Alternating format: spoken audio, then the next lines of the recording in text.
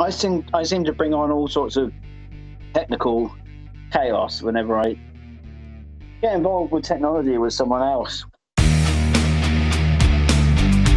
Ladies and gentlemen, the Microdance are an alt-rock new wave band from London here in the UK. Their album, New Waves of Hope, had it sold copies instead of being wildly torrented, mathematically could have set them on course for like a late 90s style alt-rock stardom. We're talking tours and big producers, perhaps even a US top 20 LP, followed by a well-crafted, though no doubt drug-infused sophomore. Instead, the group have suffered the same fate as many of their peers. They've been starved of funds, and there's been lack of artist development, and they've had to pivot and adapt and get day jobs to pay the bills. And that's meant two things. Number one, they're not getting the investment in big producers and videos that they might have done in a different decade. But number two, any creativity or rehearsal or gig or tour has to fit around the jobs and holiday rotas of like 3 or 4 separate individuals. Tonight, lead vocalist Alex Keevill joins me to discuss first-hand experience of a music industry still reeling from Napster and Pirate Bay, while arguably sleeping with the enemy that is Spotify. I will pre-warn you that listening to this episode, we had some technical issues, and there is a slight bit of syncing that's causing some discomfort in some parts. I've worked hard to edit this to get it sounding a lot better than it previously was. Hopefully next episode, things will be back to normal. Sometimes you get gremlins on these things. So it may sound very slightly cluttered, I guess. It sounds a bit like me and Alex are talking over one another on occasion. I can assure you I definitely wasn't trying to interrupt him. Anyway, I hope you enjoy this conversation as much as I enjoyed being a part of it, and thank you once again to the Microdance's Alex Keevill for joining me for this hour on a Friday night. This is episode 44 of Thompsin and Other Disappointments.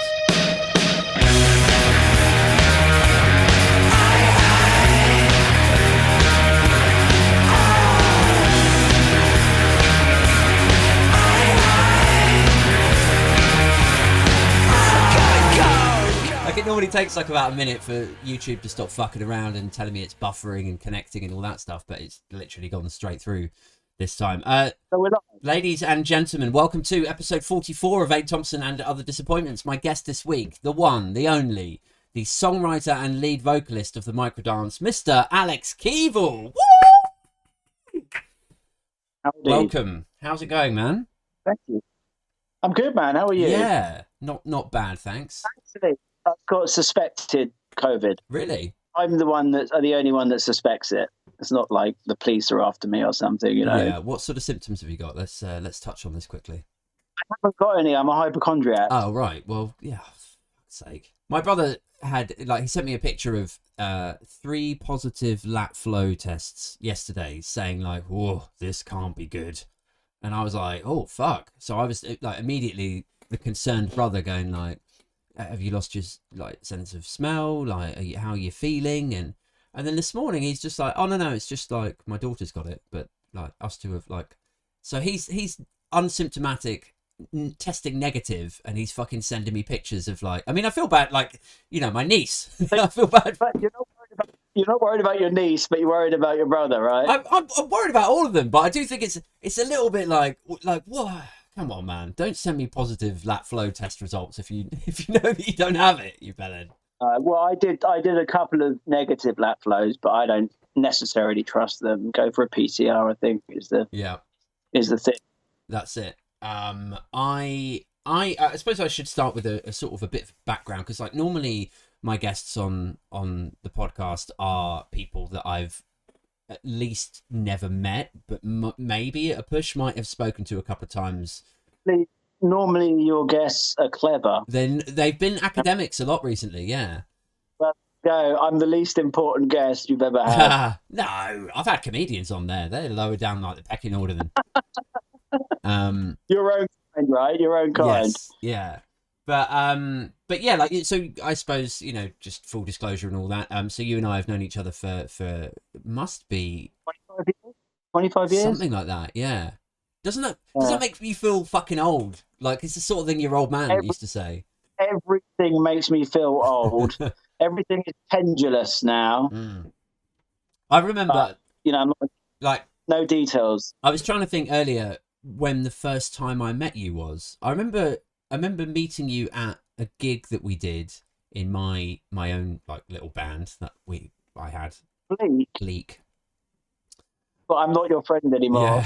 Yeah. I was thinking earlier, oh, he's not going to sing like my old songs at me tonight, is it? Oh, God. Light a candle, let it burn over me, over my dead body. I was like, man, no wonder your band's called Bleak. But it was the QUE at the end, wasn't it? Yeah. But only... And that was before you moved to East London. Yeah, I know. You're pretentious enough. I was. I still am. I just hide it better now. I hide it like beneath a veil of sort of comedic, sardonic cynicalness. Well, you have to when you've got two kids, because those things are transferable through osmosis, you know. So true. You don't want pretentious kids. No, but do you know what? I think it's going to happen. It's going to happen. It just is. Like, you know, when I mean, you correct me if I'm wrong. You don't have kids, right? Yet, or no? Because it's been a while since we've spoken, so I didn't know if, like, you know, you might have a sprog knocking around somewhere by this point. But yeah, I think when you, I think when you've got kids and you can sort of sense that there's some layer of like creativity to them, and if you yourself have been a bit creative and a bit pretentious in your past, you start thinking, oh God, he's gonna be like, yeah, but creativity and pretension aren't mutually inclusive, are they? You can be one or the other. Nobody told me that. It's best to be both. I suppose if you're creative, you're pretending that you're good, which is a kind of tantamount to pretension, I guess. Yeah, I guess it's sort of whether you're doing it for the like perceived adulation, like if you're doing it for the right reasons. If you're being creative because you genuinely get a kick out of creating things and writing stories or like building out a chord progression or something, that's... I think everyone that's like genuinely creative and kind of respectful and aspirational is doing it for the reason that they need adulation. I think that people say create art, your own purpose, create it for your own happiness, but you know, you want to put it out there into a sphere where other people can appreciate it, and then that kind of gives you the guidance about whether or not it's powerful enough. Because if you're happy with it, so what? There is that. And I really admire people who can be creative and just create for the sake of pleasing themselves for the product that they're creating. But I think I'm probably too narcissistic to really be an artist with any credibility, because I do care. Like, I would care if I bowed out now of tech and podcasting and everything else, and I just went, do you know what, I'm going to lock myself in a cottage for a year and write my masterpiece album. If I came out of that cottage a year later and people were like, nah, yeah, it's all right, yeah, like, I'd be devastated. I'd be like...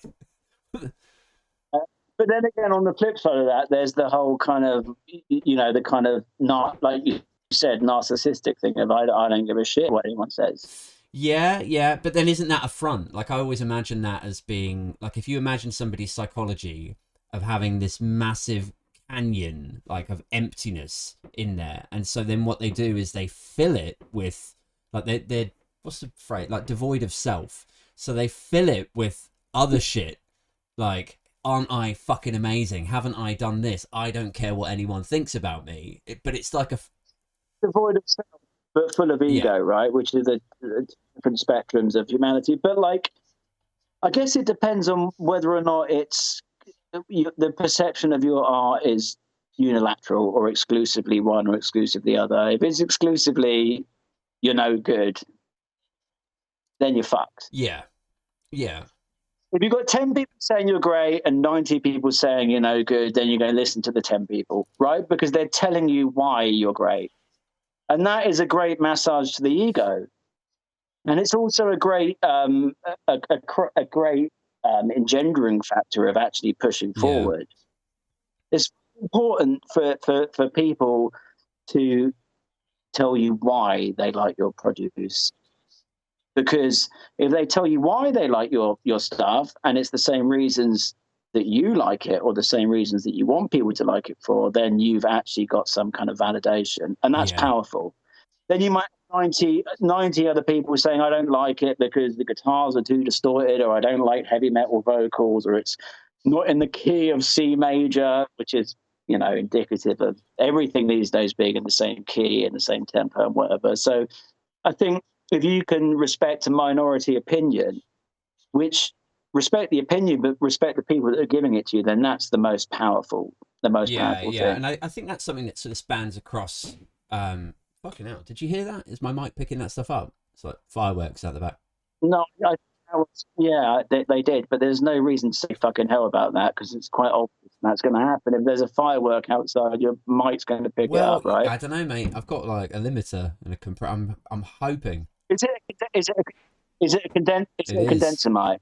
Yes, so it's going to pick up. Well, like, it's supposed to wrap effects around it, so it only picks up like when I talk into it, then the gate opens and then it starts recording. Is the idea? No. You need a dynamic mic. It's not going to work. Evidenced by this last 30 seconds.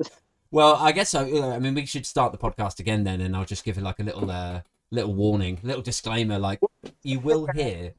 And you ask me some relevant questions, you know, that'd be a good place to start. Well, where I was going to start was, so like, where the first time that I remember you and I meeting was when I was doing a gig at this little sort of like church hall in Maidenhead, and Stuart, our mutual friend, was our drummer, and then I think we met at a few parties, like at his place, and dotted around.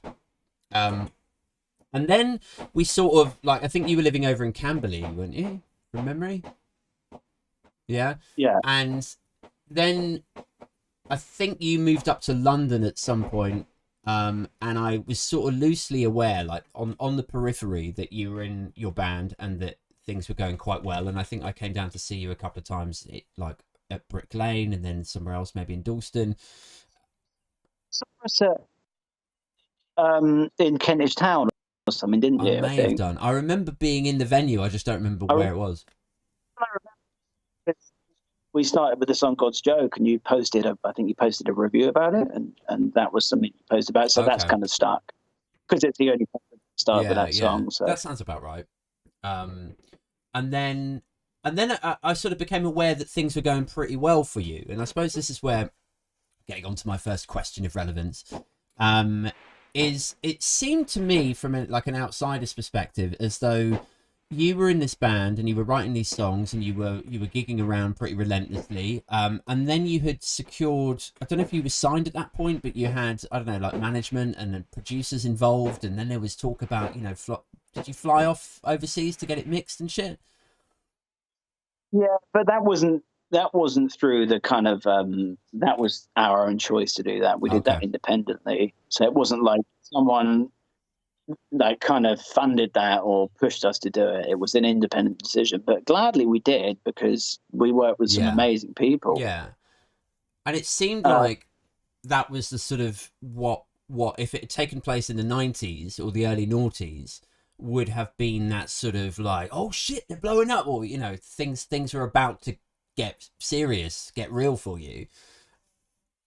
Yeah, well, I think that also the other thing to consider is that post 2000, the reception of, this is the way I phrase it, music with substance has waned. Like, no one is, you know, like in 2000, I can't remember, 2008, 2007, you had this kind of deluge of British indie bands, and it was like either identikit bands, i.e. they all sound the same, or it was these bands whose music was just so uninspirational, so uninspired that it left me dead. But kids were lapping it up, and that's because somehow along the way, I hate the word grunge because it kind of implies that the music is grungy and it kind of sounds like it's badly played. But you had all these post-grunge bands. You had Creed and you had Puddle of Mud and whatever. So that whole thing had disintegrated. In the same way that when alt rock came out after heavy metal, which was a good thing, in England, this British indie came out to replace alt rock, and that was a terrible thing. It was so uninspired, and I think that was the start of it, because everything became either really homogenized or really obvious, and that's notwithstanding the fact that these guys couldn't play their instruments. They couldn't. Interesting songs. You had albums where the longest song was 4 minutes and every song sounded the same. And so really for me, there's been two interesting British bands. There's been a lot more than two interesting British bands, but there's been two interesting British bands who are in the public eye due to their given success. And that's Block Party, who I thought were great and they sounded unique at the time, and the Joy Formidable, who are an incredible band. But those guys got successful. I'm not sure about Block Party, but the Joy Formidable got successful by playing 150 shows a year all around the world. And we didn't do that. I made stupid... We thought playing once a week in London was good, and then we played Ipswich a couple of times. It was like, we play a gig in London and you got a load of pissed up people who are going to a club night that's open till 3 a.m. They say, "Oh, you're the best band I've ever seen." And next week they go to the same club night and they say that to another band. Yeah. So we like it. You kind of create your own chaos. Sure. So it's your belief. You create your own chaos. So you can't actually blame it all on external factors. We could have worked harder. I've lost. Oh. Hey man. Hey, you've gone very blurry and very buffered. Yeah, I don't know if you're. It's not your fault. If the signal's a little bit strange, but yeah, no, I've got you back now. Carry on. Can't remember. Another question. All right, so well, I guess it would be interesting to get your take on what your journey, what your trajectory has been like in the music industry over the last decade. Well, the trajectory, hard word to pronounce for me, is upward until a certain point, upward until 2015. So we recorded our album New Waves of Hope in Los Angeles in 2014, and it was a fantastic experience because Nicole Fiorentino, who was in the Smashing Pumpkins for 5 years, did backing vocals, and Eric Gardner, who drummed with Iggy Pop, Cypress Hill, Tom Morello, Morrissey, Tegan and Sarah, played drums on the album. And then we came back and we had all sorts of opportunities presented to us, like a West Coast American tour with Silver Sun Pickups, who are like one of my favorite bands to come out in the last 20 years or so. And then a cascade of anomalously dark stuff, which I'm not going to go into, happened, sure, which precluded us from gigging, let alone touring. So we were getting called the best alt rock in a decade by Vice magazine and Noisy magazine, and all the massive publications were just bigging us up on a massive level. And then this kind of catastrophe happened in my life, which prevented any progress with the band, really. And so that, for me, was the kind of killing point. And ever since then, things have either plateaued or gone downward. And speaking of music post-2000, because that's what I say, post-2000 is when it started to go to shit. I could see the difference between 2011 and 2017 when the band picked up again after 2015. And the difference was you might sell 100 copies of your new single. You might sell, this is good, by the way, in 2015 to sell 10 copies of your new album on the first day. That is good if you're not signed to a major. Yeah. If you're independent or signed to a small label, sell 10 copies of your new album on the first day. It's cause for celebration. Yeah. I saw the difference between 11 and 16. And so therefore we skipped 2.5 years later, and it was like we'd lost our spot on the landscape because, inevitably, if you're not around for 2.5 years, if you're on that kind of surface level or just above surface level of success, you don't have 2.5 years to lay dormant. You don't have that. If you're You know, you can be Pearl Jam and not release an album for 7 years, and then you're going to go on an arena tour and it will go to #1 in the States. But that's not the case. So that's what happened. So it was downward, and we've been signed, I think, 7 times now. Really? Yeah. How fucked is that? Like, because back in the day, when you're a sort of grungy kid from the home counties, the idea of being signed is like fantastical. It's the dream. It's the dream. But the problem is, Aid, the problem is that these days it's like everyone's got a fucking record label. So being like you know, be in the same sense that like in the old days there was a filter system for music. You know, if you wanted John Peel to play your song, John Peel's producer would have to hear it. John Peel's I don't know, assistant would have to hear it. It'd go through 4 or 5 people, then John Peel would hear it, and then John Peel would play it, or Steve Lamacq, right? That was 1991, for instance, right? Then John Peel would play 30 songs in a week, 20 songs in a week, and they all got heard and they all got paid attention to. These days, everyone's signed to a record label. There's a billion songs released on Spotify every day. Yeah. A billion songs. That's an exaggeration, but you know what I mean? A billion songs released on SoundCloud every day. And it's like, people were just completely there's just they're swamped with new material, and 99.9% of it is dreck.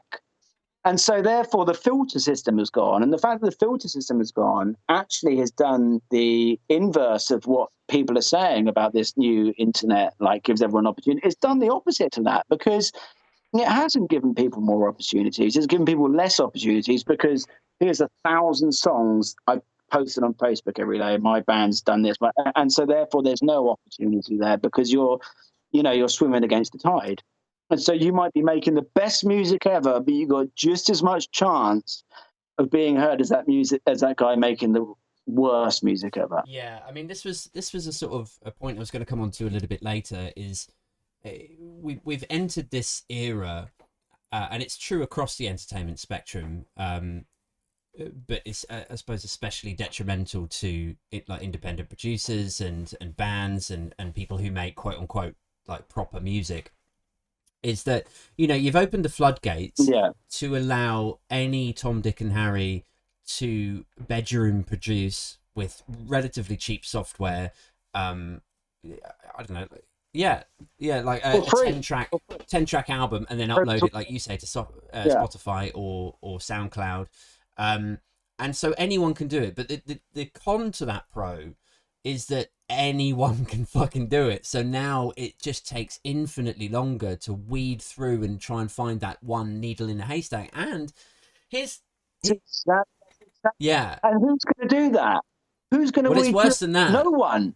Because no one's going to say. Somebody will find that needle in a haystack and they'll go, yeah, I love that song. That's great. It's quite catchy. Yeah, cool. Anyway, yeah, like on to the next one. Find it. Zane. Yeah, how's Zane Lowe going to find it? Because Zane Lowe might find one needle in 10,000 haystacks. Then you've got the other 9,999 haystacks where he's not going to find the needle. So it's all proportionate, you know. So like it's a bit like the old adage of like, it's who you meet is where you are. Like my friend Tom from My Vitriol. You know My Vitriol? You must remember them. Like 2001, really? Like they headlined Glastonbury. Like he was 19. He was 19, and then they had. He met Steve Lamacq at an after party for, I don't know, maybe it was a what's the band's name? Not important. He met Steve Lamacq at an after party, handed him a cassette. Next thing you know, Steve Lamacq's playing him on Radio 1, and he's signed a massive record contract. And that is a needle in the haystack situation, but Steve Lamacq didn't need to go to the haystack. You know, the needle was brought to him, and the haystack and I suppose wasn't. If you are a Steve Lamacq or a John Peel, and you've got your assistant and researchers and so on, you actually spend probably significantly less time wading through all of the nonsense, because you've got, 3, 4, 5 staff ready to tell you, like, this is great, listen to this one. You don't spend any time Yeah. because it's beneath your level of interest. You don't. Like, for example, I met Daniel P. Thompson, who's the host of the Radio 1 Rock Show. I met him at the Smashing Pumpkins album release event, show, whatever you want to call it. There was 30 people in a room, and him and I got chatting, and the guy from Sonos was there, and him and the guy from Sonos were buying me drinks all night. He was like, "Oh man, the Microdance, I've known about you guys for years, right?" And then he said to me, "Have you got a CD of your new album, which was due to come out?" I said, "No." And he said, "All right, mate." See you later. So then I messaged him on Instagram, and Yeah. 3 years later, he's not read the message. So good luck with that. You know, if I had a CD, God knows what could have happened. So yeah, so they're not going to bother sift. They're not even going to bother reading their Instagram messages, let alone sift through a thousand things that sent to them. Which leads me on to the subject of all these scams going around. You know, you see these agencies. It's like, you know, pitching to playlists sucks. You know, give us your song and we'll give it to 100 music influencers. And it's like, so what are you going to do? Give them 1,000 songs a day and expect I'm them not to even listen aware to of that it? sort You of know, scam, so but that's that not makes going to perfect happen. sense that they would do that. Mate, it's rife. It's rife. Playlist scams, you know, we can get you on radio scams. It's like no one should pay 100 quid to get onto a playlist. And the problem with those things is you're getting onto a playlist and no one's listening to you. Bots are listening to you. So your Spotify plays go up massively, your YouTube plays go up massively, and then when the campaign is over, no Yeah. fan retention at It's the all because same there as was no like I don't know fans. if you It was saw a bot, this you guy did an know. expose on Facebook ads, and he basically tested it. Like he bought, you know, £50 worth of credit Yeah. here and $100 worth of credit there, and then it was supposed to be targeted a bit like Cambridge Analytica, but just with like commercial advertising. And his analysis, his conclusion from it, he was like, Facebook can't admit that this is as problematic as it is, because to do that they would have to cough up like refunds to huge multinational companies who paid them millions of dollars to run like advertising campaigns. But really, like the stats that he came out with, he was like, well, basically what it is huge bot farms in, like, if you look at where the traffic is coming from, where these likes are coming from, and these right. Eastern Asia and Asia, and like that actually brings it back to the scams that you didn't know existed. For instance, there's this indiepreneur, it's called, right, and this guy will post 10 videos a week on Instagram about how indiepreneur is the way to go about marketing yourself on Facebook. It's all predicated on advertising. And then you pay £7 for the basic course, then you pay 30 quid, then you pay 100 quid, blah, blah, blah. So I did the course. I thought, well, I've got nothing to lose. It was locked down. I had my new album coming outside. And what you do is you find a band and you find the other bands that those fans of those bands are into, and then you advertise to those. And it's this kind of, it's like a kind of satellite system of who you advertise to. And I was like, then you've got what are called the green light regions, which is the UK, Ireland, America, Right. Canada, Australia, basically English speaking country. You do it. You start with a fiver, and a fiver will get you 10,000 views of your advert or post or whatever you want to call it. And then you go back and there's like 800 views, and 787 of them are from 70-year-olds in Afghanistan who are fans of Britney Spears. And I'm not criticizing, you know, old people in Afghanistan who are fans of Britney Spears, but they're not the target audience for your music. You know, you may as well play a gig in front of a crowd full of Diana Ross fans. Yeah. I love Diana Ross, but that's not my audience, you know. But then you're paying for that. And you're paying for that. And the thing is, like, people are desperate. Anyone that makes music, anyone that makes art is desperate. And you are going to get exploited for your desperation. You're going to get exploited for it. So that's that. And what that does is that kind of narrows down the bargaining of how you can be successful, because the actually avenues to success have narrowed down so much to where it's almost luck. You know, this avenue of success is closed down. This one's closed down. This one's and there's all these new avenues of success because you've got you've got the potential contact with, I don't know, a billion, however many people are on Facebook or whatever. But it's not. It's fake. It's all fakery. It's sort of deviated a long way from its promise, hasn't it? In terms of this idea that you could open up your laptop and you, Alex Keevill, will now have access to direct access to your fans, and you can get your music listened to and heard by, historically you'd be at the mercy of the British public buying your records. Well, now you can get your music heard by people in fucking Zambia and all over. Wow, isn't the internet great? But I don't mind that. That's like, for example, I my Spotify plays and listeners are risible. They're just laughably bad. I won't even go into them because you'll be like, what the hell? I mean, and I like going on Spotify and looking at the analytics and saying that someone in 3 people in Mongolia have listened to my music this week. That's fantastic. To think that someone in their bedroom or in their car or with their friends at a party is listening to the Microdance. That's amazing.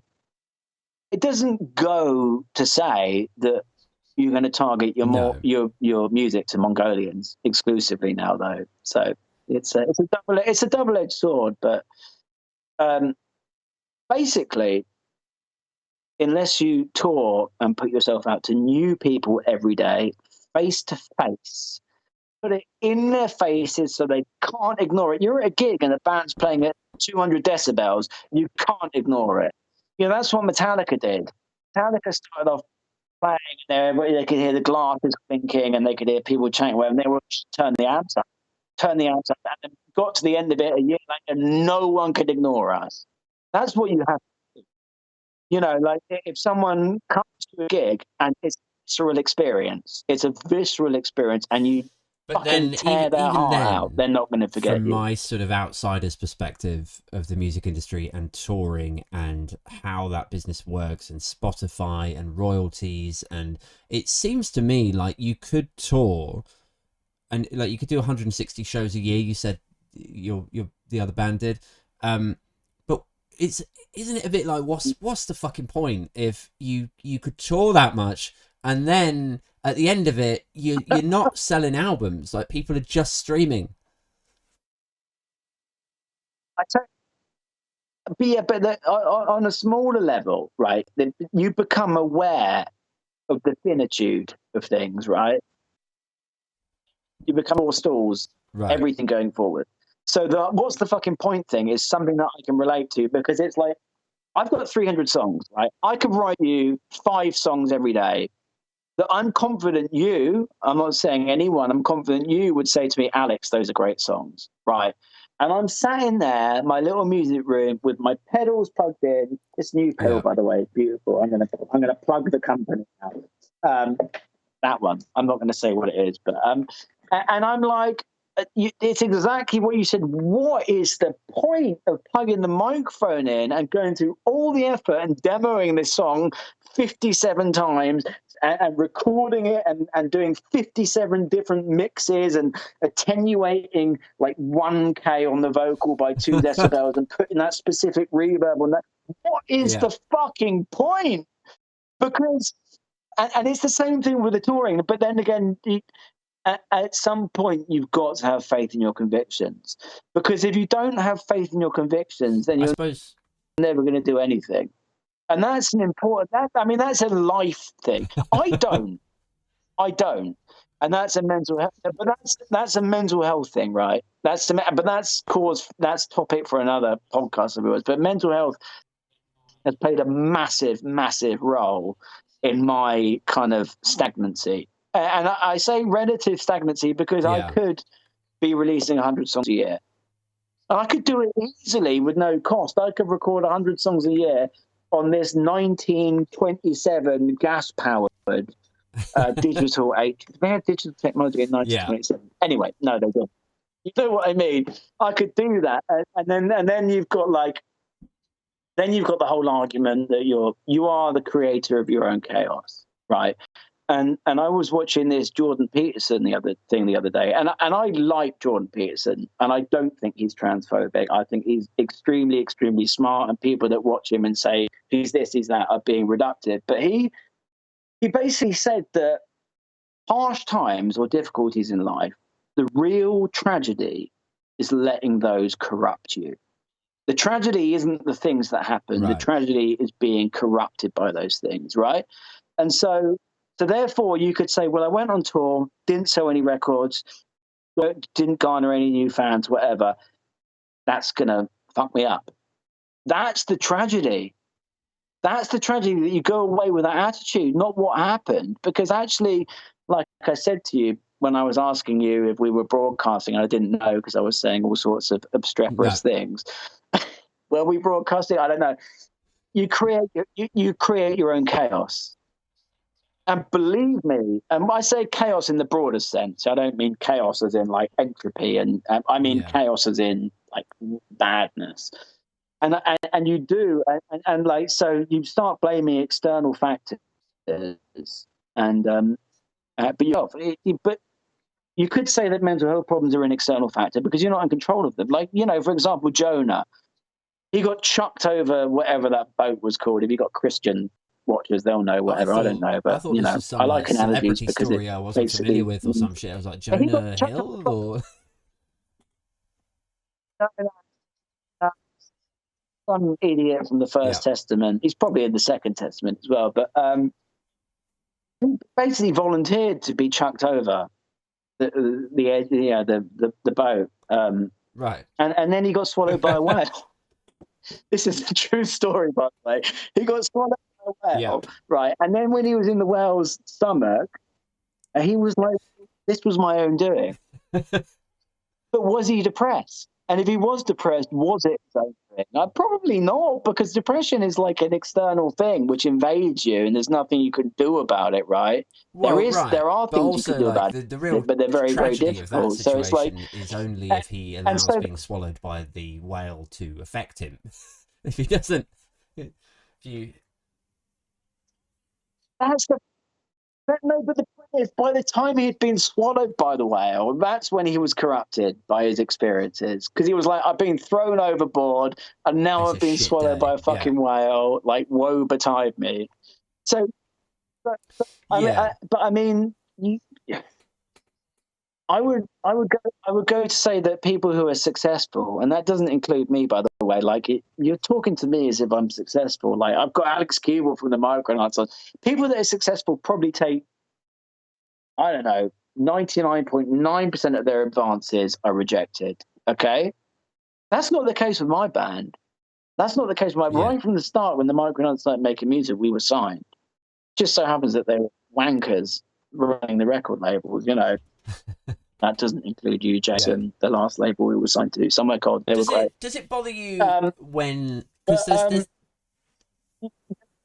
Sorry, carry on. I was just going to say, like, that's fine. Does it bother you when I lost the plot anyway? You voice, not concerns, but you sort of express your feelings about the music industry and the frustrations of working within it, and how streaming has changed things, and all these scams and stuff, and then people come back with a sort of retort like, well, you know, you can still make money on. Say again. Stop complaining. Well, no, like they might sort of dismiss it like, well, you know, Ed Sheeran's making money, or, you know, Adele's doing all right, or you know, you just need to tour more or sell more merch, and, you know, there's a real sort of dismissive attitude to it. In the response to that is, well, I've been so fucking beaten down that I can't do that, and it was hilarious, right?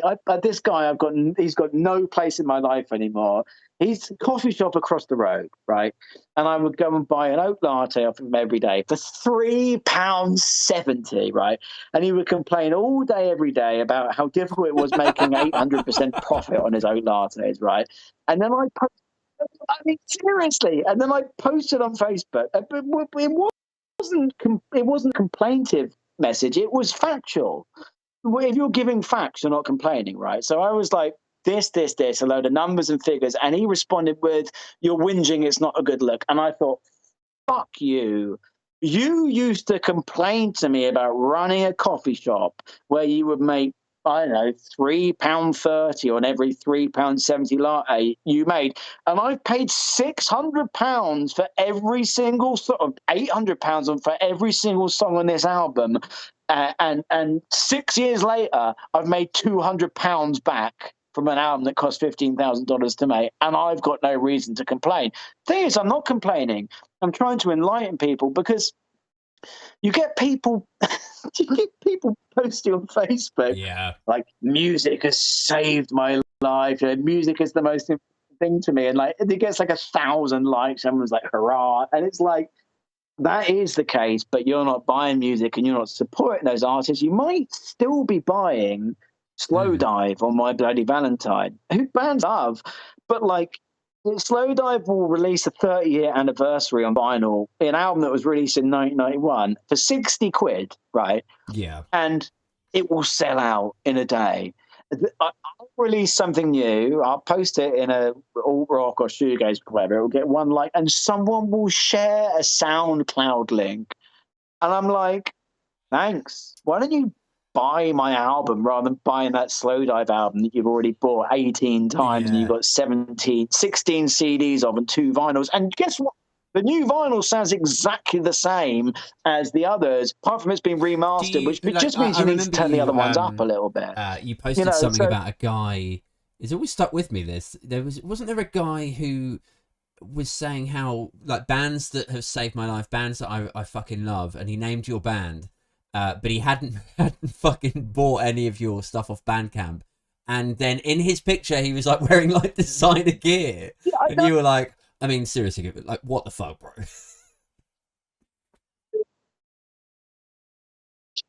Well, I get this, Aid. Get this, right? I get people on Instagram, there's people I've never met, or people in Toronto or, I don't know, Tokyo, saying, like, God, I love your music so much. When are you coming to Tokyo? And I'm like, the thing is, I self-release my music, so I know who's bought it, right? You haven't bought it. So how would you expect me to be able to afford a flight to fucking Tokyo to play for 10,000 yen, on the door, which I make 5p from? And it's like, well, I'm streaming on Spotify. Oh, thanks for giving me 0.06 pence per play. Thanks for that. Thanks for giving me 1,000 plays for 60p. Yeah. Amazing. Yeah, I'm coming to Tokyo on that. Because unless you're making money outside of music when you're making music, which I'm not. I'm just not. I'm basically fucked in the head. So like my whole life is down the toilet. It's the truth, man. But that's one for another one for an episode. Comedy right in front of you. No, I do. I've thought that before. I've had people laughing a lot with silly things, which are just kind of self-generated, like switch your brain off kind of thoughts, which I think things. But anyway, but back to your point. Wait, I've lost. No, I thought I lost audio there. Sorry, carry on. What's that? People aren't putting their money where their mouth is, and that's the problem. People saying, "I support music, I love music, support acts," and they're not buying it, is the same as someone posting a Ricky Gervais meme of like, those who hurt animals are cunts, right? Right. And then they go and buy KFC. It's like, do you know how those chickens were killed? Do you know how much suffering they went through to give you that 2 minutes of pleasure? I'm not adverse to people eating meat, but don't eat meat like that's killed in that way and then post on Facebook about how anyone that hurts an animal is a cunt. Because what are you talking about? Like whipping, like punching a dog? Is punching a dog worse than cutting a chicken's beak off, electrocuting it, boiling it, plucking its feathers out before it's dead so you can eat it for 1 minute's gratification? Yeah. No, it's not. So it's the same thing. It's the same thing. It's just that I think when it comes to consumption of art, I think there's a real sense of inanity about it. I think everyone is so inane, but that comes from a lack of understanding, and then that goes back. Hold on, my phone. Sweet. My phone hasn't That should get us through. It's on 13%. By the way, I think it's just unfortunate. Like one of the reasons I think people are so averse to paying for music now is because when the technology came about to be able to share files pretty seamlessly, and Napster blew up, people like myself, admittedly, we were like, holy shit, I can get my hands on like bootleg stuff that I've never fucking heard before. There was like Nirvana. I was a huge Nirvana fanboy, as you know, and there were like tracks I'd never fucking heard before that were on Napster. I was like, I'll have that. Which is great. But if you were at Reading Festival, like I was at 95, and the Pumpkins, Soundgarden, Pearl Jam with Neil Young, like, you know, the Mirrorball thing, and they had these CD stores, and you could get these bootleg things. It's like, whoa, this is a live gig. The Pumpkins played in 1992. I've never heard this song. That was amazing. But the thing about the problem that we've got now is what you've just said is actually microcosmic of the problem. The problem has gone beyond people downloading music, because people don't download music anymore. People don't care about music, and like my analogy is this, right? You got £1,000 to spend on leisure stuff, right? Say £1,000 is your phone and your phone tariff for 12 months, or whatever. That's £1,000. So there's a digital amusement arcade, and when I say digital, I don't mean the games are digital. I mean you're in a digital realm, right? You pay £1,000, right, and you've got your face swap app, you've got Snapchat, you've got your ability to post you dancing to a stupid song with a trifle on your head to TikTok, right? And you've got numerous apps and numerous games, and then you've got a music. So what you're going to do is you're going to walk over to the music thing, and you're going to put your headphones in, and you're like, 2 minutes later, I'm going back to the face swap. I'm going to go back and post banal, inane things on TikTok. So basically music has become like part of like a digital wallpaper.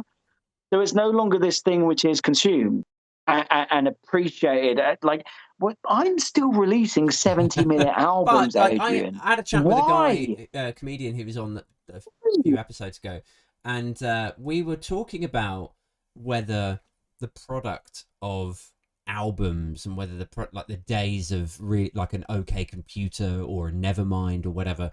I tell you who could. Right. I tell you who could. Nirvana. And the reason Nirvana could is because 10% of their songs were pop songs.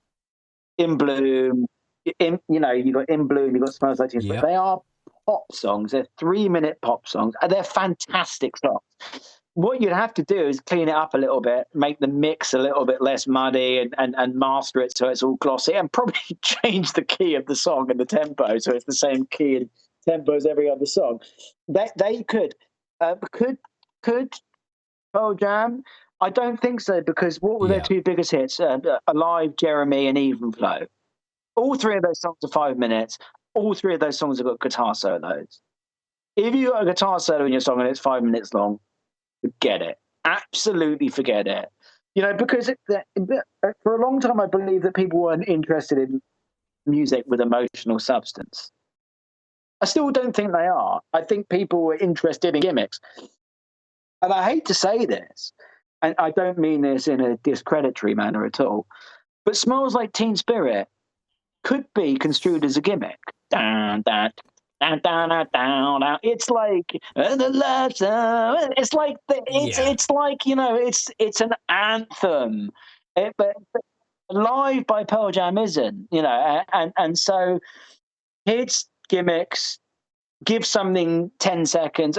There's this thing about songs. I think the Beatles were the ones that started doing it. Maybe the Beach Boys. I don't know. Someone around the 60s. Right. Starting songs with the chorus. I don't listen to mainstream. I haven't listened to mainstream radio since I moved to London in 2006. Every so often, I'm exposed to it. and it's brutal. It's like I'll be in a garage somewhere in I don't know, and every song is in the same key, is in the same tempo. Maybe it's C major, probably C major. Same song, same key, same tempo, same 18 producers that made it sound all glossy and nice, right? So every so often there's an outlier. Every so often there's an outlier. For example, since things have got really bad, who's the outlier? I don't know. Maybe Biffy Clyro or something. Yeah. Right. You know, Kings of Leon became successful when they started making pop music. No one cared about the country, the kind of country infused stuff. Yeah. Totally. Yeah, I think you're right. One of the things I was saying to my mate a few episodes ago was I think it will actually, like, the pendulum will swing the other way. I think at the moment there is this sort of over reliance on singles and gimmicks and like you said, the same sort of 5-6 producers churning out the same kind of sound constantly. But with that kind of that drudge and sameness comes this sort of opportunity, this crack in the door for a less commercial, more like, quote, like real, more muddy, more... You need something innovative to do that. You need something to come out and smash people in the chest. In order for that to happen, you know, like, the reason I don't think it's going to happen, and this is something that I believe Darwin would have said, and if he didn't, I'm going to credit to him anyway, is that you cannot buck a cultural shift. You cannot. There's nothing you can do. So, like, in the same way that, like, for example, when television became a thing, you're saying to kids, this is rubbish, go to the theatre. And they're like, nah, I can sit on my sofa and watch this. In the same way that kids these days is like, nah, I'm not going to download, buy, whatever. I'm not going to listen to that 70-minute album because I can listen to these 11 3-minute songs by these 11 people that I heard on whatever channel platform people are listening to stuff now. So I don't think it's going to change. I think maybe a group of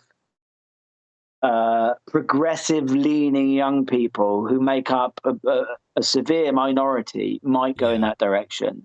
I think there'll always be room for it, but I don't think the room will be enough to make a cultural, like a holistic cultural shift. I don't think that's going to happen. I think forget it. I think it's gone. So what I think he was in the same nonsense. camp as you. It was me that was saying like, wouldn't it be great if somebody came out now and they were just like, you can't get my shit on Spotify. It is hard copy because it's a real product. It's a conceptual album. Nothing's come out like this for like 20 years. Well, let me give you an example of exactly that. The music that I've been most enthusiastic about for the last 5 years is black metal. But there's some absolutely I'm telling you, man. Like after this, I'll point you in the direction. I'm not talking. And the shoegaze is a fucking joke. You've changed the subject, but this is something I'm really passionate about. Right, I'm a member of shoegaze groups on Facebook, right? Because I think they're a target for my audience. They hate the Microdance. They're like, oh, the guitars are too heavy. That sounds like heavy metal. And I'm like, so I don't sound like one of these identikit bands who's got all the right pedals but no songs, right?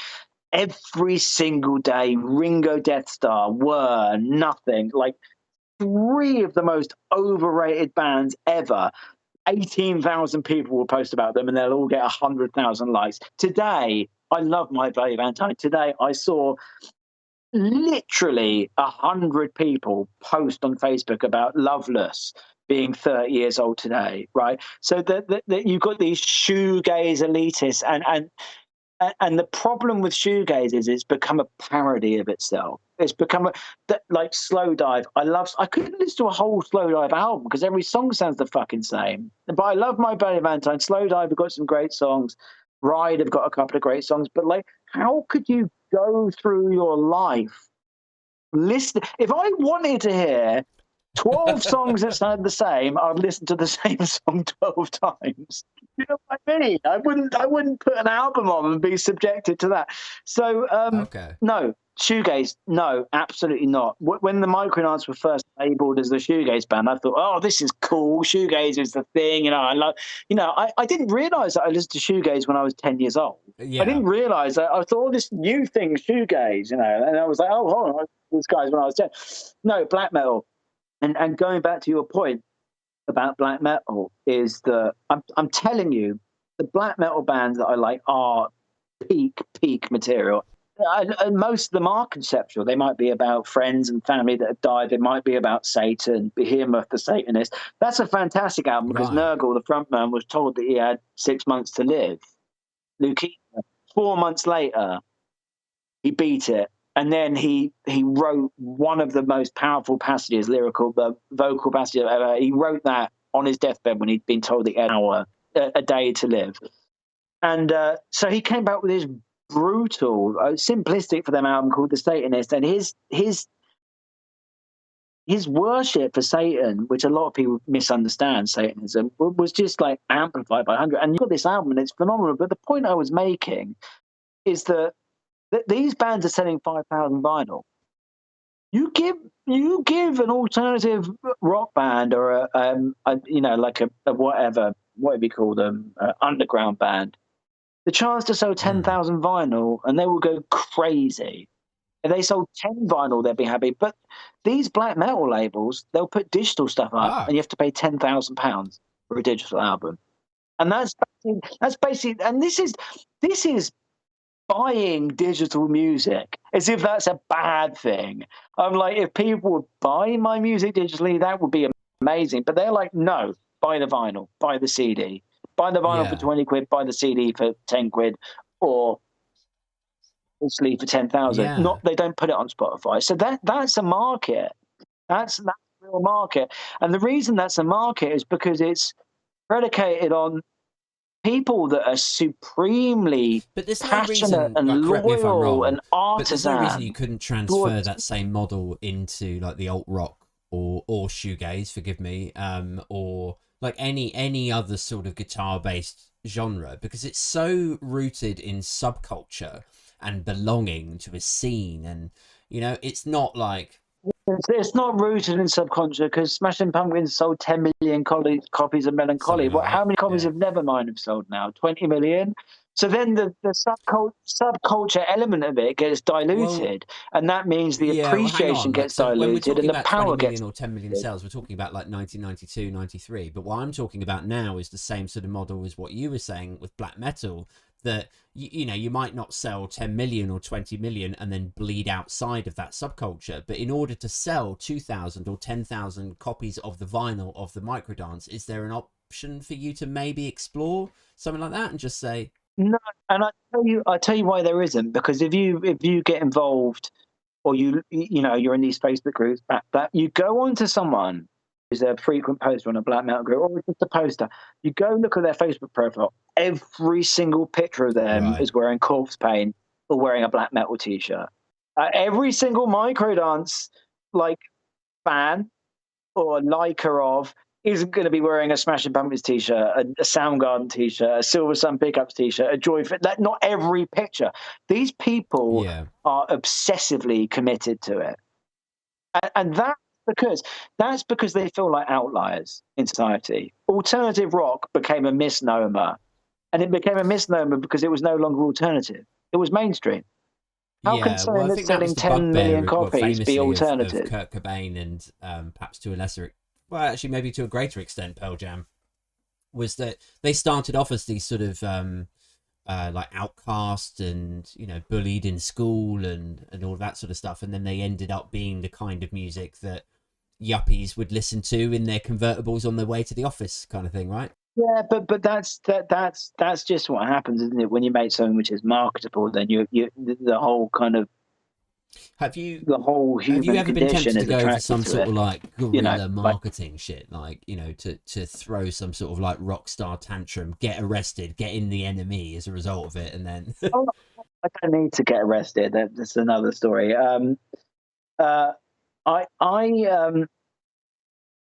I thought about doing funny stuff, which I'm not going to tell you now because I might still do it. I think at some point you do need to go a bit gorilla with things. You have to, because you need to be outside this. If you're outside the spectrum of normality and you're in people's peripheral vision, the minute you do something, you will no longer be in their peripheral vision. You'll come into their kind of foresight. Yes, I have. I have considered those things, but if they don't, I think if they don't work, you end up looking sometimes stupid. I think people like a story as much as they like the music. Like if there's a story behind the music, and I don't even necessarily mean in terms of the, you know, oh, I wrote a ballad and it's really about this girl that I used to know, because then you get a real like emotional uptick. You're like, wow, this is really about something. But I mean, like in terms of your band and you as a person, if there's some it's like I always go back to the Manic Street Preachers when I think about this sort of stuff, because it's like, would the Manic Street Preachers have been as big as they were in the mid-90s if their fella hadn't fucking vanished off the face of the earth? Like, people like, I'm not doubting it's a tragedy, it's a horrible thing to have happened for that guy and his family, but commercially for them, I know this sounds really insensitive, but it's true that there's an angle, and it true. Same with Kurt Cobain. If Kurt Cobain hadn't committed suicide, would Nirvana be who they are now? I don't think that. They might have continued making music. Well, you know, they wouldn't be. I don't think he would have remained like a sort of artsy, avant-garde rock figure. He'd be like Elton John is now, you know. I think he would have done, because he hated the concept of popularity and he hated the concept of fame, and I think that was actually something that was instilled deeply within him. Like, for example, look at Neil Young. Neil Young, like, did you ever hear the song "Hitchhiker" by Neil Young that was released like 10 years ago? It's my favorite Neil Young song. It's phenomenal. That guy never lost his integrity. David Bowie never lost his integrity. So I don't think Kurt Cobain's, in my opinion, not on the same level as Neil Young or David Bowie, but I don't think he would have lost his integrity. Has Eddie Vedder? I mean, the last 3-4 Pearl Jam albums have been bad, in my opinion. But I don't think he's lost his integrity. That's made me think, oh God, Eddie. Like, and I would just still go and see them for sure. I would 100%. Apart from the fact that he's now like Mr. Nice Guy, Mr. Lovable, which could be a gimmick, because if you knew him in real life, there is that. He might be an arsehole. I don't know, you know? Like, I think you look at somebody like Kurt Cobain when he was still alive, you know, 26 and 27 years old, like that, the last couple of years of his life, and he's super miserable and he's hooked, irreparably addicted to heroin, and his marriage is sort of apparently falling apart and all of this shit. What, that his marriage fell apart? Billy Corgan's fault. I've heard this, but I don't know what, an affair with Billy Corgan, what substance there is to it. The song Heart-Shaped Box is about. She had a heart-shaped box under her bed, or their bed, with letters from Billy Corgan. So that's what it's about. Lack of Nirvana trivia here. You're showing me up for my complete geekdom towards the Smashing Pumpkins. Our loves cross over. But, a little bit embarrassing. But I look at somebody like that, and I think that like a big part of maturing as a man is looking at the people that you used to idolize back in the day who could do no wrong. Like, it was almost a sort of religious thing being a Nirvana fan back in like the late 90s, after he'd killed himself, and looking back at those individuals and then going like, yeah, I don't agree with that, or I don't think he was on, you know, like you reach a level of objectiveness, and you know, it's a bit like the guy in his convertible Ferrari worshipping, but not knowing that the next thing he wants to do is drive at 140 miles an hour into the nearest lamppost. It's all perception, and it's a very superficial perception. Like, you know, Kurt Cobain, but you really don't want to be Kurt Cobain. You really don't want to be Lane Staley. I mean, if you listen to Lane Staley's lyrics, you know, Nutshell or 3 Quarters of Dirt, he's outwardly saying, overtly saying, if I can't be a heroin addict, I don't want to live. And then in the later material, he was saying, well, I want to fucking die. Yeah. But there's this sort of romance to it, isn't there? And I definitely, like, let's say in some fantastical universe that Bleak, in all their awesomeness, that somebody had... Say again? It's good, man. Your band... I still remember those songs. I sing them to Stuart, and he's like, how can you remember that, man? But, light a candle, let it burn over me, over my dead body. I was like, man, that's stuck. You're not my friend. You're not my friend anymore. I've said that to Stuart enough times. Well, you know? I guess you're our longest you know, there's real fandom there, and I'm appreciative of that long-term fandom. Yeah, one appreciative listener is more important than 10 people who think it's okay, and that's what I truly believe. Like my album's reviews, and the people who appreciate my music, they come at it when they compliment it from an angle that I would come towards music that I compliment, which is like saying things like 1 minute you're making the air heavy, the next minute you're shattering my bones. And it's like they talk about textures and atmospheres and what you're doing to them, and you're freezing their heart, you're setting their heart. That is amazing. That is 100 times more powerful than 10,000 people saying your song's a banger. Yeah. I mean, what does banger even mean? Like, I'm like, if you want to hear a banger, listen to Terra Tenebrosa. I will send you a song called Fire Dancers by Terra Tenebrosa, who are an avant-garde black metal band. It's a 17-minute song. That is a banger. But importantly, it's people like having an in-depth appreciation of your music. It's like the thing that's kind of kept me going at points. It's like I'm packing this in. I had 8 listeners on Spotify yesterday, and 4 of them were me. You know, this is not what I signed up for. You know, I sold 12 between me and the record label. We sold 23 CDs of our last album, and then I'm like, seriously, man, I'm done with this. But I can't be done with it because I just can't. But then all of a sudden, someone will send me a review they've written of it, and I think people. That's really a really important point to make. People is really that, there's something I don't think.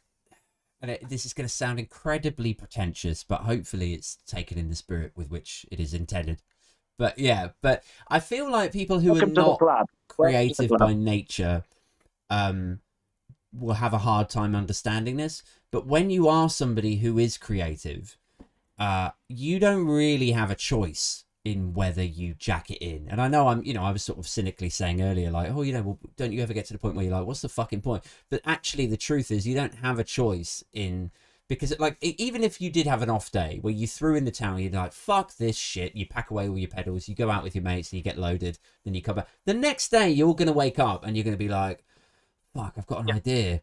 That's exactly what happened. So one of the reasons I got into comedy was because I had done music for a long time. Since I was like 14, I'd been writing songs, and I got to a point, I guess, in my, like, I was about 28, 29. I just split up with my then girlfriend, and I just had this sort of feeling that I wouldn't be taken seriously when I was like over 30. Doing the sort of music that I was doing, which at that time was like hip hop and like sort of backpacker funny hip hop. And so I just thought, but like it's like comedy, stand-up comedy is sort of timeless. Like you can still be a stand-up comedian when you're like 53 or whatever. Like nobody gives a fuck as long as you're funny and you're telling funny stories. It's one of those things. And I felt like it would still give me the feeling of like performing, right? and being listened to. And, you know, if there is an element of narcissism in my brain, then it satisfies that. There is. Hey, there definitely is. I've known you for 25 years. I know you shift from one thing to another, and it's like, I need that attention. Yeah. This is why you're doing this podcast. Yeah. I saw you in Leicester Square. Leicester Square or Pick. You were fucking hilarious, man. Your stand-up show was amazing. Well, it's fatherhood, but really, then you've shifted from that to having a podcast. Well, I just want to be able to do something that's creative and like I was saying before, like you wake up in the morning and you have an urge to do something or to express yourself. And I suppose fundamentally, if we're going to get really pretentious about it, it's really about standing there and expressing or excreting even like a sort of like who you are as a person and how you feel about things, and then having someone else go, fuck, I feel the same way. I know exactly how you feel. Like that sort of, that feeling that you were talking about a minute ago where like somebody will say, I like that song that you wrote, it really, you know, it shattered my heart. And it did like I suppose the stand-up equivalent of that is like when somebody comes up to you after a gig and they say, you know, I thought that joke was really funny, versus when someone comes up to you after a gig and they go, the way you wrote that joke, like the way that you sort of peppered it at the beginning, it's like scientific. That's fucking like, there's a real like Also, observational humor means that people can relate to it. It's different from being funny, but it's two very different things. Being funny is telling a knock-knock joke. Observational humor is things that people can relate to and they can empathize to in the same way that they can with humor. You've just described something in my life, right? And you've just made me realize how strongly I feel about that, something which maybe I hadn't picked up on before. So therefore, done your job as an observational humorist. And I think that's a very powerful thing as well. I'm getting to is, so have you considered that, you know, if the music thing doesn't work out, would you go down the comedy route? Would it also tick the box for you? It hasn't worked out, and it most likely won't. And I have considered doing stand-up, and I've considered writing a load of stuff that I at least would find funny. And then I've thought to myself, what if on the day of my gig I don't feel like doing it? Because the thing about writing songs, right? The thing about writing songs is you can write in an emotional bubble, so you can revisit that bubble whenever. If you don't feel like being funny, then forget it. Like if you're like I can't fucking get out of bed today, but I have to stand in front of however many people and try and be funny. Don't really ever feel like I don't know what your mornings and mental health situation are like, but I've never had a gig on the cards where I've been like, I definitely don't want to do this. Like there's been times where I've been like, oh, I'm hungover, I could really have done without this tonight. But I'll always do it because I know that when it goes well, it's just like being hungover is the best prelude to a gig. I promise you. If you're hungover and you've had a hard night in inverted commas, a good night the night before, then you're going to explode on stage. Because the adrenaline actually just comes in it. The adrenaline is so much more effective when you're in that kind of downward state. The adrenaline comes in and it kind of takes over, and that's a brilliant thing. So being hungover is not an excuse to go hungover again. Anyway, my phone is now on 4% battery, and my charger is not working. Thank you so much for joining me this evening. And if anyone's interested and they want to check out Microdance's work, then it's on bandcamp.microdance or microdance.bandcamp. The microdance.bandcamp.com. Boom. Where you will get 46 songs that aren't Spotify. But go to Spotify if you want. And my recommendation to you, if you're going to check out the Microdance, listen to 10 songs. Don't just listen to one, because there's, you need to. We had Clash Magazine once say about us, they're a 5-listen band, right? You need to listen to them 5 times and the reward will be massive. So what I always say to people is go and listen to the songs. If it's a 7-minute song, you don't get it the first time, but you think it might be okay, listen to it again. Please listen to it again. And if you, I don't expect anyone who enjoys our music to have any obligation to buy it. Sure. But if you do listen to us on Spotify, please give us a follow. Good. That's a very minor ego boost. Which we all need so often. Anyway, Aid, thank you. I've enjoyed this very much. We should meet up face to face sometime soon. Hopefully without Stuart there. I'll let you know next time I'm in London. I'm usually up every week or every other week. So let's do a beer. It's for contact to me then when you've been up every week, every other week for the last however many years. Thanks for that, Aid. Yeah. All right. Take care, mate. Thank you so much appreciate again. all the love. All right. Bye-bye. Bye, Matt. Once again, thank you to Alex Keevill from the Microdance for joining me for this hour on a Friday night, and apologies to anyone who was slightly irked by the syncing issues listening to that, where it may have sounded like we were talking over one another. This is their new single, Kid Got Luck, playing us out. Do go and check out their stuff on Bandcamp, and I will catch you guys next week for the next episode of A Thompsin and Other Disappointments.